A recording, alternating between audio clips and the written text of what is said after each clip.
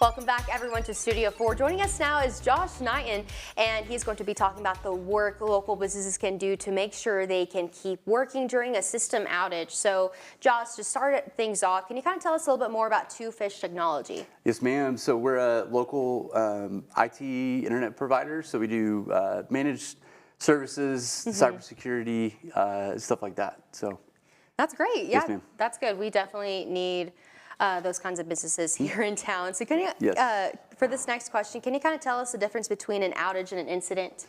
Yeah, for sure. So an outage would be like weather related. So we get a lot of that stuff around here too, right? Yes. So weather related or no shade to the farmers out there, but you know, it happens all the time. Like maybe a farmer wants to dig a new ditch on his property and doesn't know there's a buried fiber cable and takes it out that way. It could be something like that.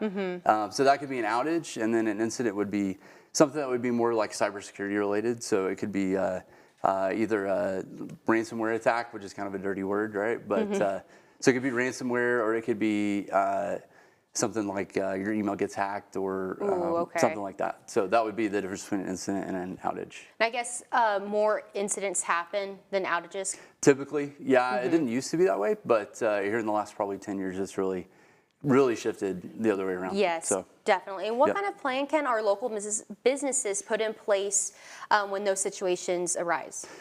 Yeah, so whether it's an incident or an outage, that first hour is kind of crucial, and thankfully it's the same, which helps a lot. So in that first hour, your plan doesn't need to change no matter what it is. So first thing that I would say you would really want to get into is making sure you can still process payments, because as a business, that's kind of the main thing you want to do is take payments. And a lot of people don't know this, but your payment processors can actually provide a phone number to call if there is some sort of an incident or an outage that maybe you can't get to the site where you process card payments.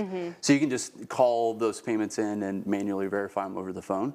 So that's one thing. And then if you have a newer like style terminal or a payment terminal, those will actually go like offline mode.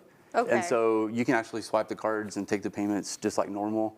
And then once you have connectivity, it'll just process those payments once it connects again, which is pretty cool too. So just make sure you don't write those down or take pictures or anything, because that's a no-no. Right. You don't want to do that, right? So. Yeah, that's correct. And what kind of backup systems can we put in place, and how can we like test them to make sure they work? Yeah, for sure. So I would say there's a couple things to kind of consider. So if you're maybe like a service industry or a clinic or something like that, and you have appointments, you would definitely want to have some sort of an offline or paper, kind of backup. So just the ability to even print off like your schedule would be something that most people don't think about either. And then another one would be forwarding your phones. So maybe it's a phone outage or something like that, but you can forward your phone to your cell phone. Most systems will do that nowadays. Even if you can't really connect to like the actual call system, there's a way that you can forward your phone to your cell phone, or even the modern like cloud phones will have like an application on your phone, right? Yes, they do. And you can maybe even just still take those calls on that. So little different method to take calls, but communication is pretty key.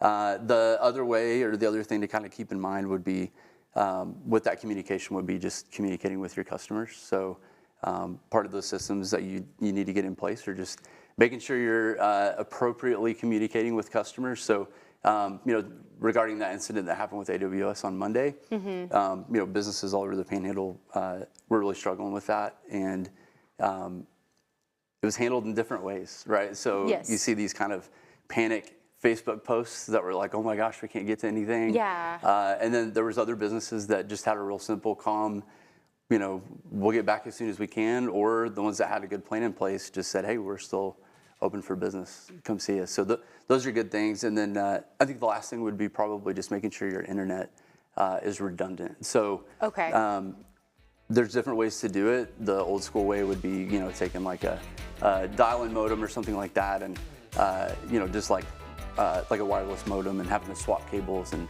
know somebody who can even do that. Now we have systems in place that you can actually put in between your internet connection and your router or your firewall, and it'll automatically handle those failover situations, so you don't even have to touch them, which is really cool. So it can go over LTE or satellite, or if your budget allows, you can even have like a second primary internet connection. Yeah, that's great. I feel like I learned a lot. Thank you so much, Josh, for being here today. Absolutely. Keep your on Studio 4. We'll have more on the way.